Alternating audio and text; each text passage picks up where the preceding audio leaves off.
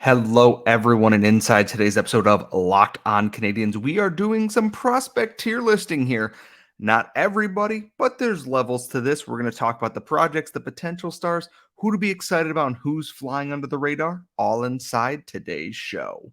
You are Locked On Canadiens, your daily podcast on the Montreal Canadiens, part of the Locked On Podcast Network, your team every day.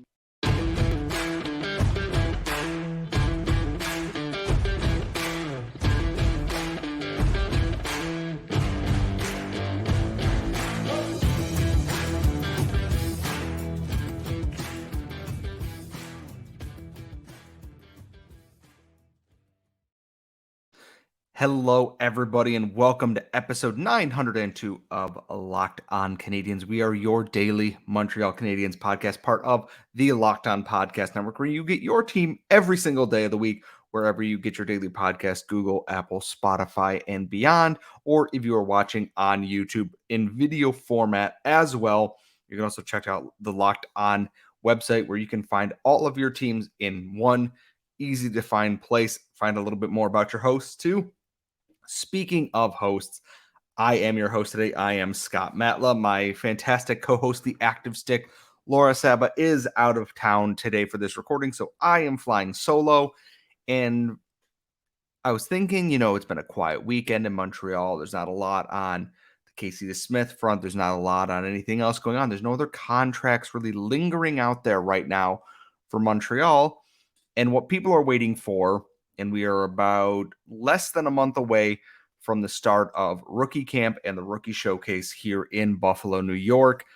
People want to know about the prospects, which makes sense. Prospects, and I can tell based on the interest in our videos and episodes and guests, y'all love prospects, and I do not.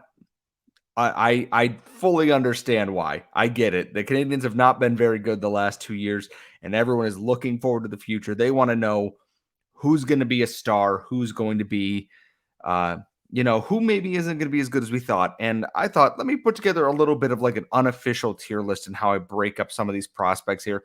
I'm not going to go over everybody because the Canadiens have so many, and I would need like 3 episodes to cover absolutely everything on that. I've done prospect pyramids before. They are a lot of work there. And maybe after summer or as we get closer to the regular season, I will put together the actual prospect pyramid tier list. But for the point of this show here, where I'm talking about who's going to be in the project category, who still needs work done, basically, who's going to be a potential star, superstar type player. In this, if they've played, I want to say it's 25 or more NHL games. So someone like Juraj Slafkovsky is not part of this list. I am not counting them in this prospect tier list. They are an NHL player, which means so Juraj Slafkovsky, Caden Gooley, Arbor Jacki, Jordan Harris, Justin Barron, etc. are not going to be included in this because they are established players. They are still prospects in many senses of the word, but for the purpose of this list, I'm not going to count them in that. So there won't be a Slafkovsky on here. Sean Farrell will be in here just because he played, I think it was 6 games before the end of the season. You'll see guys like Jordan Harris or Jaden Struble and such on here as well, just because that makes the most sense for this. And the biggest thing is here is I wanted to just kind of give people an overview of where the strength of the Canadiens prospect pool is. And honestly, it's on the defensive side of the puck. It is truly stunning. We'll talk about that a little bit later in the show, where the strengths are and where they need to improve. And actually, we'll take where do they need to improve right now, because as I look at this prospect pool here, it is deep. There is a lot of very talented players in the Canadiens prospect group here. And I know this is going to go back to this past draft, the 2023 NHL draft here. The biggest weakness facing this group is that there are not many, if at all, players who scream, I am going to be a superstar. There is Lane Hutson, and we will talk plenty about Lane Hutson in this, but they lack that high-end sizzle. They have a bunch of just, I don't want to say hardworking, like, fourth line grinding types, but very solid, well-rounded players who all do a good job at what they do. They don't, and I hate to use this example, but they don't have that Michkov. They don't have that Will Smith player.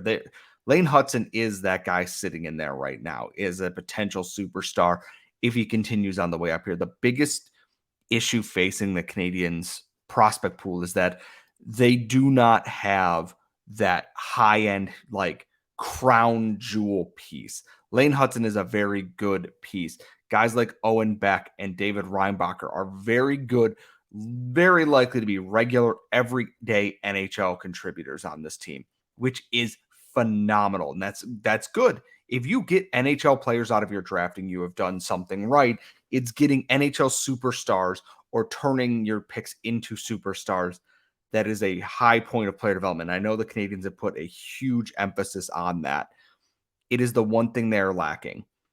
And they have players who have the skill set and the talent to become that. I look at someone like Philip Machar, who has all the necessary like skill assets to become a really, really fun high skill player. Same with Jesse Alonen, who is not on this list because he has played over that threshold of NHL games here. Someone like Joshua Waugh, who scores goals in bunches, has that potential to be that, but they're just that level below there because I look at guys like Mishkov, I look at a Will Smith, and obviously, they didn't get a chance to draft Connor Bedard. Not the end of the world. I can't fault the Canadiens for not getting to draft Connor Bedard, etc. That is the one thing that stands out. I was going to put goalies on here, but they've done a good job kind of rebuilding that goalie pool in this last draft here. We had Greg Ballack on a couple of weeks ago, and we talked about the Canadiens goaltending pool here, and he was a big fan of Jacob Fowler. He gave us a lot of information on who Jakob Dobish is, who's going to be in the AHL this year, what to expect from Quentin Miller, who didn't play a ton in Quebec, but seems to have all the makings of someone who has a lot of talent here. And I think the Canadiens goalie side of things is sneakily building itself back to where it needs to be. And everyone should be excited about that based on the fact that they're juggling 3 1B goaltenders at the NHL level right now. Who is on that next level? But back to the main point is the Canadiens have done a good job filling up their treasure trove here with prospects. They have a lot. There were 54 under 25 players that we had to rank in the top 25 under 25 this year before they added 2 more via the Jeff Petrie trades here.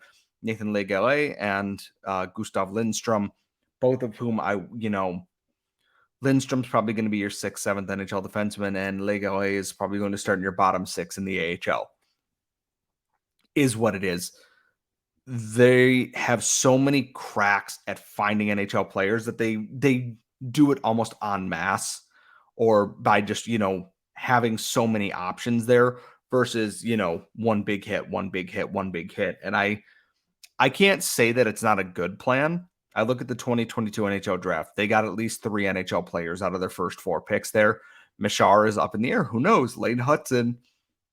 I'm not betting against him at this point, but the point being is maybe in the next draft there, especially if the Canadiens accrue more picks, I want to see them go for these high skill, the potential superstar players. That is where they are lacking here. And coming up in our next segment, we are going to jump into we're going to talk about the project players and some of the potential stars, the few that I think the Canadiens do have right now. Projects being maybe a little bit more long-term, guys who have a tantalizing skill set but haven't put everything else together yet. We're going to get into all that and more coming up in our next segment. But first, today's show is brought to you by our friends at AG1. AG1 is the best way to start your morning because AG1 is a daily foundational nutrition supplement that supports whole body health.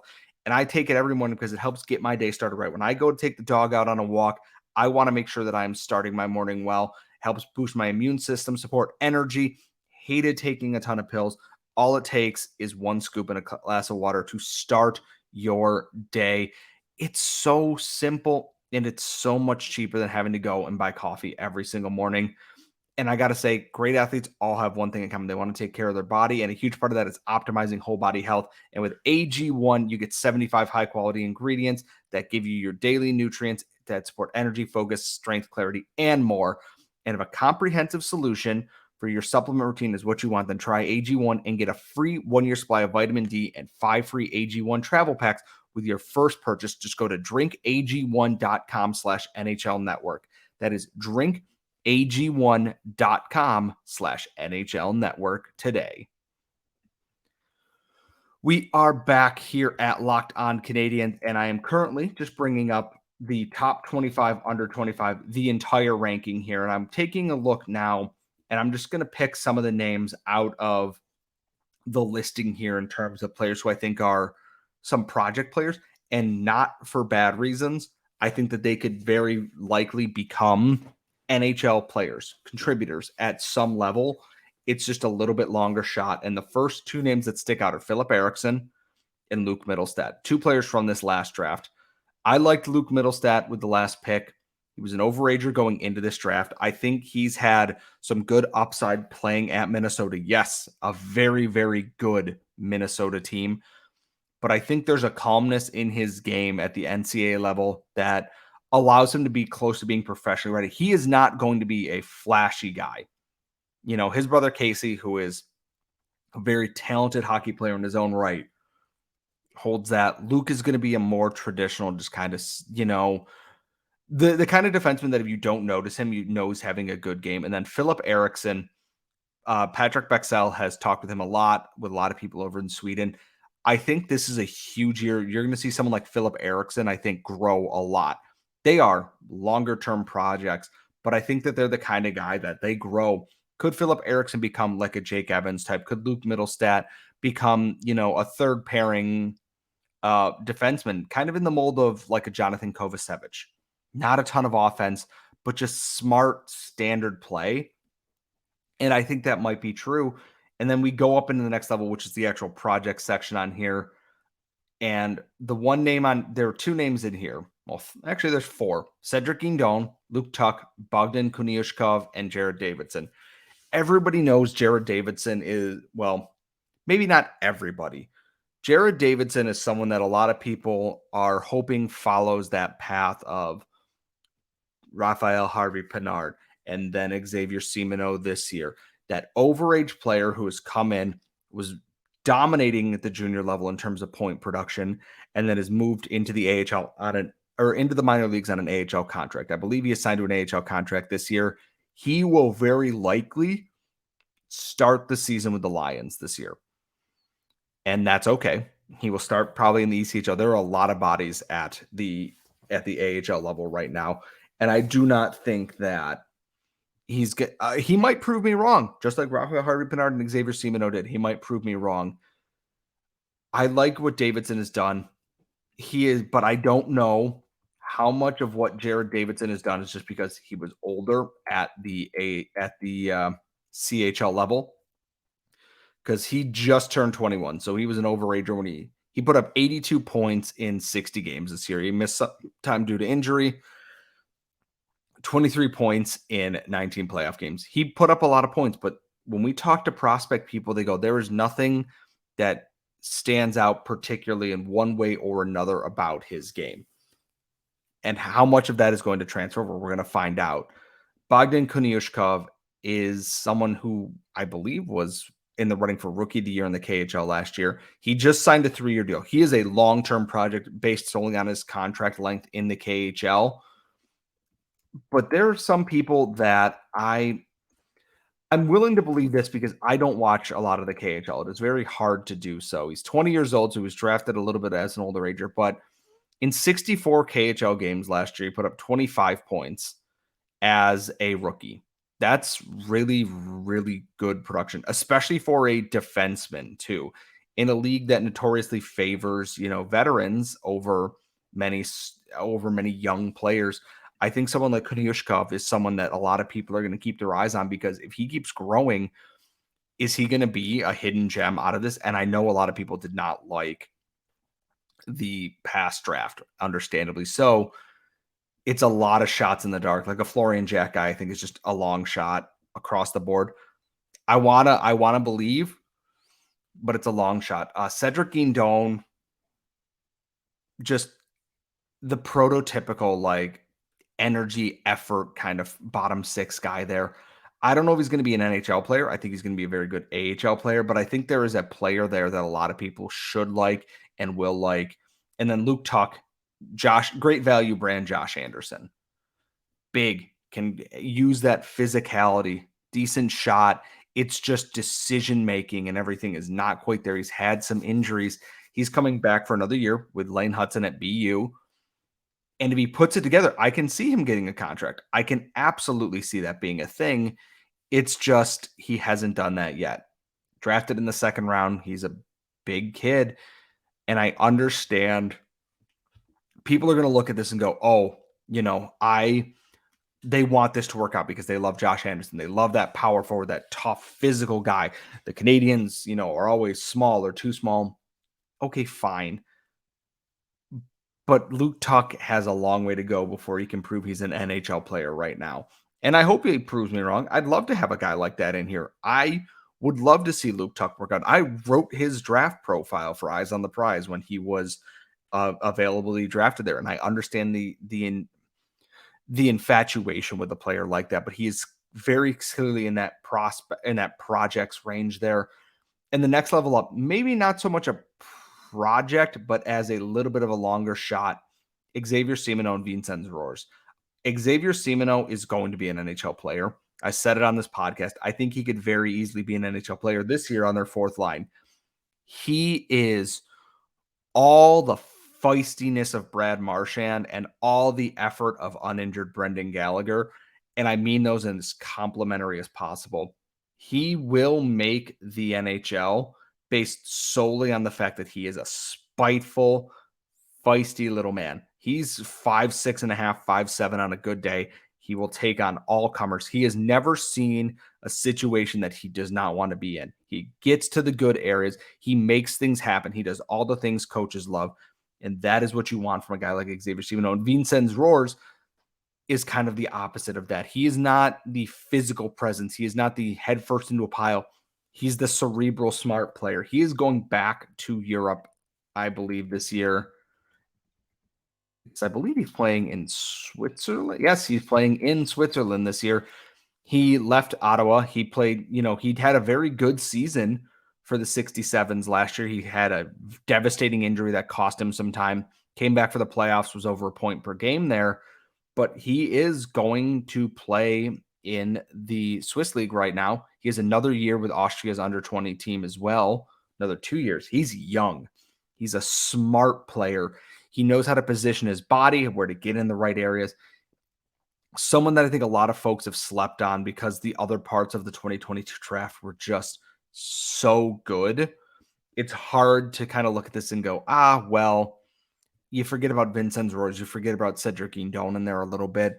And I think they're both really talented players that it would be unwise to forget about at this point. And they are still some projects. There is still some work to be done. They are not an NHL ready player. They cannot jump in to the NHL right now to be a potential star, but I think that they can be an NHL player. And that kind of leaves a little weird middle tier here between potential stars and guys I think are just going to be good NHL players. And to name a few, I think someone like Owen Beck, someone like Adam Engstrom, and someone like Sean Farrell will be good NHL players, just regular, everyday NHL players. Emil Heineman kind of fits in there too. I think he can fill that Mike Hoffman role a little bit, but they lack a little bit of that panache, that extra level there that would make them a star. And I want to talk about who I think is going to be a star and what we should be excited about as fans and where the strengths of this prospect pool are, all coming up in our final segment.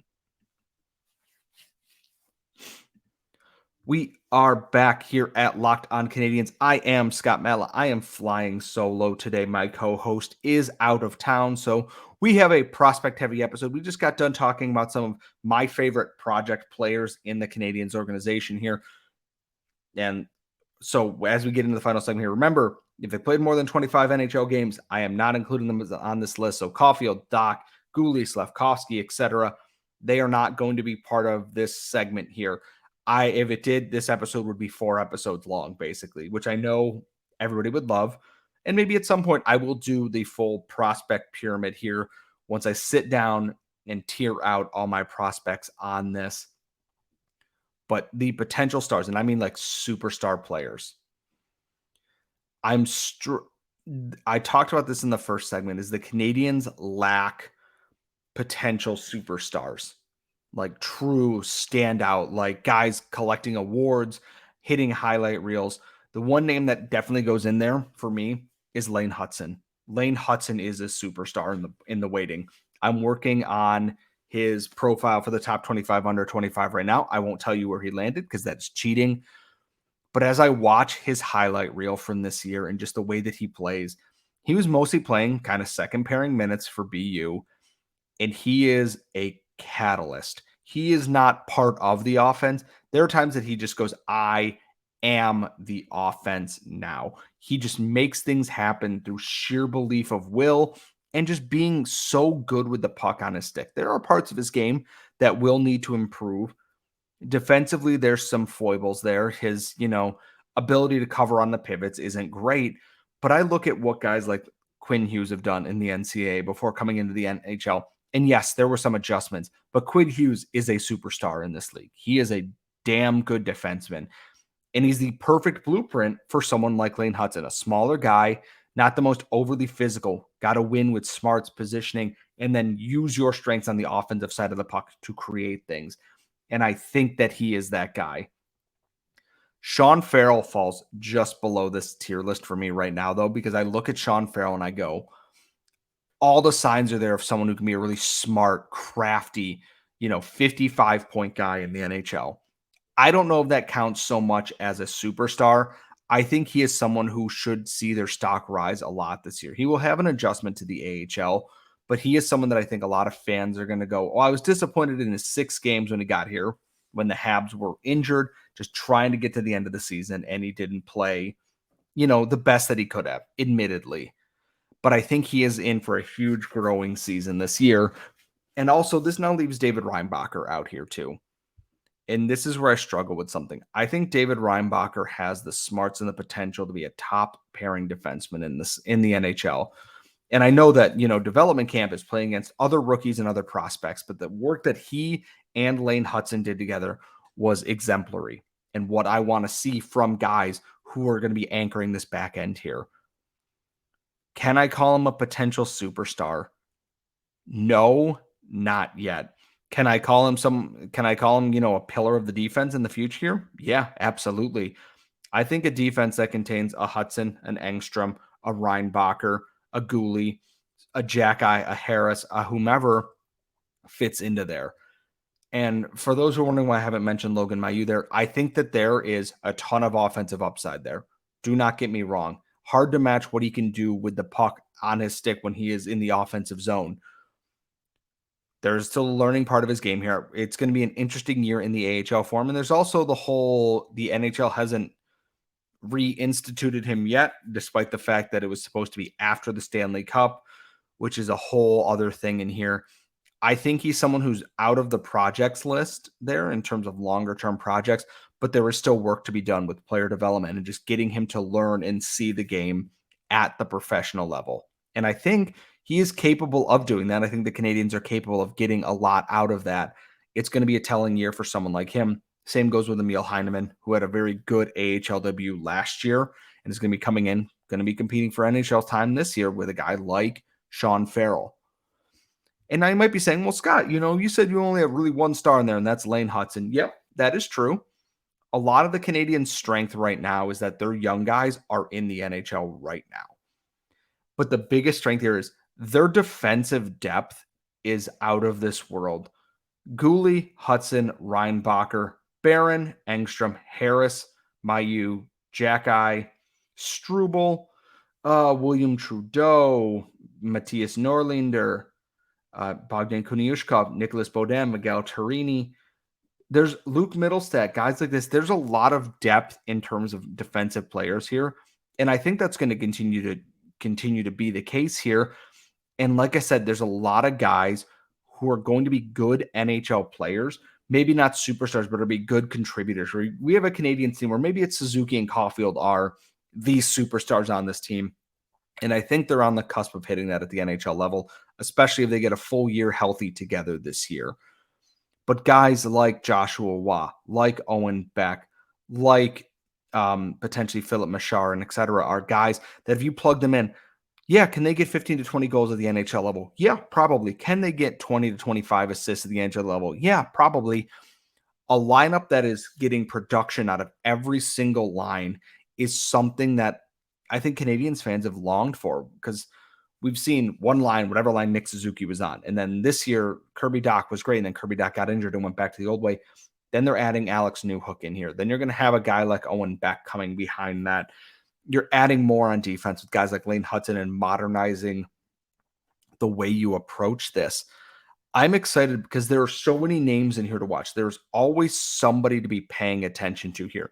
The Laval Rocket, and I know I say this every year, are going to have a ton of prospects on there. The ECHL team has a lot of guys they've signed to contracts who are young, and they're going to get some of these other names from the Rocket and the Canadiens who cannot fit on their rosters. There's going to be guys in the CHL. There's a lot of talented guys playing in Europe, and I recommend that you stick close to Patrick Bexell and see, what he has to say, because he talks with these coaches and these player developments and, other players on these teams or the players themselves to get the inside scoop here. David Reinbacher, you're going to want to follow. I know everyone's going to want to see what David Reinbacher does this year. I want to see what David Reinbacher does this year. Assuming he is at the rookie showcase, all eyes are going to be on him, just like Slavkovsky was last year. But also, Owen Beck is the one who stole the show last year. And then efforts from guys like Xavier Simoneau, from Pierre Dubé, who is now a Washington Capital. There's so much to pay attention to. We are not beholden to, God, I hope this one prospect works out in a draft like in years past. They have so many strong options in here. It is not the flashiest prospect pool that we can make. I think everyone would agree with that. There are very good, strong offensive and skillful pieces in here. But as I said in the weaknesses, it lacks just a little bit of that zip at the top there. Lane Hutson alone is a phenomenal piece. Let's add more to that. And maybe this year, one of these other players on here takes that step and becomes, they are, what is the NHLE or whatever the equivalency is. They take a huge step forward in that. Maybe Riley Kidney makes a jump at the AHL level and just starts dominating points. Joshua Waugh continues to be good. Sean Farrell takes that step. They can move into that tier of a potential superstar. That is what I am hopeful for here. I'd love to hear, who are you most excited about watching this year in terms of prospects? Let us know. You can tweet us at LO_Canadiens. Send us emails at lockedoncanadiens@gmail.com. You can put these down in the comments whenever you want. Just, don't be rude. You can disagree with people all you want, but just don't be mean. Make sure you're following us wherever you get your daily podcast. Follow us on YouTube as well here at Locked On Canadiens. Follow myself at Scott Matla on Twitter or X or whatever. Follow our at The Active Stick. Follow our podcast account at LO_Canadiens as always. Please let us know your thoughts. Kind of put this together this morning while I was having breakfast. Would love to know what you think. Laura will be back for the next episode, and we will see you all next time.